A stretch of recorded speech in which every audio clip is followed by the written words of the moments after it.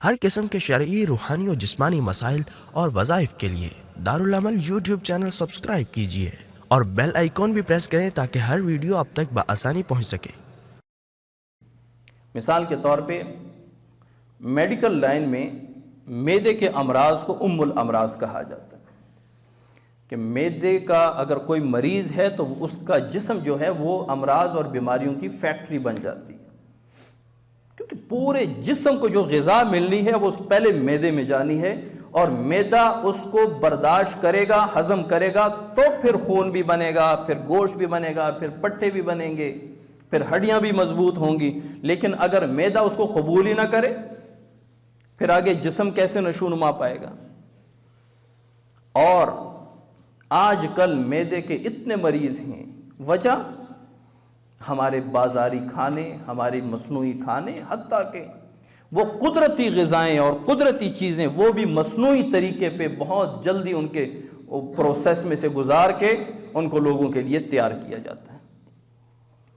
نہ ان کا ذائقہ قدرتی چیزوں کا، نہ ان میں طاقت اور کیلشیم اور وٹامنز قدرتی اشیاء کے، نہ ان کی رنگت قدرتی سبزیوں اور قدرتی فروٹ کے، تو یہ مصنوعی چیزیں کھا کھا کے معدے کا بیڑا غرق ہوا۔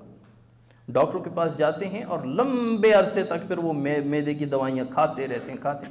اور جس طرح شوگر کی دوائی روٹین میں چلتی ہے تو پھر معدے کی بھی روٹین میں چلتی ہے۔ کیوں چلتی ہے؟ معدے کی دوائی سے جان تب چھوٹے جب ہمارے خوراک اصلی ہوں، جب ہمارے پاس خوراک قدرتی آ جائیں، پاک آ جائیں، کھاد وغیرہ سے پاک خوراکیں ہوں۔ ہم خوراک بھی وہی کھا رہے ہیں اور دوائیاں بھی کھا رہے ہیں، تو دونوں چیزیں اکٹھی چل رہی ہیں، بیماری اور علاج اکٹھے چل رہے ہوتے ہیں، پرہیز ہوتا نہیں ہے۔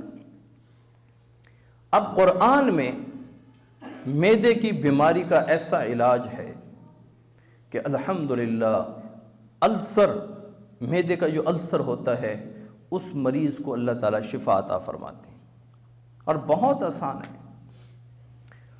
سورہ قریش میں اللہ تعالیٰ نے یہ تاثیر رکھی ہے کہ جب بھی اگر کوئی معدے کا مریض ہے تو جب بھی کچھ کھائے پیے کم از کم 3 مرتبہ اس پر سورہ قریش پڑھ کے پھونک مار دے اور اس کو پی لے، اس چیز کو کھا لے، اور دن میں کوئی 1 مرتبہ اگر زیادہ مریض ہے، زیادہ تکلیف ہے معدے کا، تو دن میں 1 مرتبہ دہی لے کر اس پر 11 مرتبہ سورہ قریش پڑھ کے اس دہی کو کھا لے، یا روٹی کے ساتھ کھا لے یا ویسے چمچ کے ساتھ کھا لے،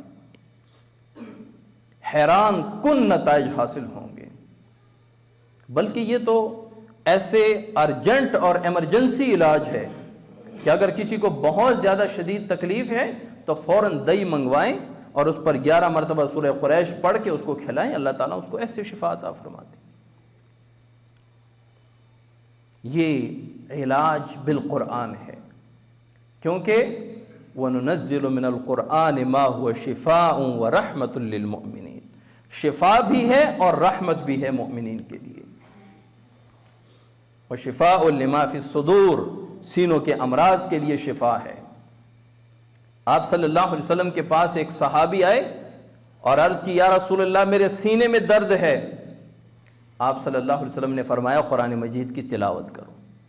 اب سینے کا درد جو ہے وہ جسمانی مرض ہے، روحانی مرض نہیں ہے۔ جو لوگ کہتے ہیں کہ جی قرآن تو صرف روحانی امراض کے لیے، باطنی امراض کے لیے آیا ہے، اس کو لوگ جسمانی امراض کے لیے استعمال کرتے ہیں، وہ صحابی جو رسول اللہ صلی اللہ علیہ وسلم کے پاس آئے اور رسول اللہ صلی اللہ علیہ وسلم سے یہ شکایت کی، یا رسول اللہ میرے چھاتی میں درد ہے، سینے میں درد ہے۔ اب یہ سینے کا درد ایک جسمانی مرض ہے، اور آپ صلی اللہ علیہ وسلم علاج کیا بتلا رہے ہیں؟ قرآن مجید کی تلاوت۔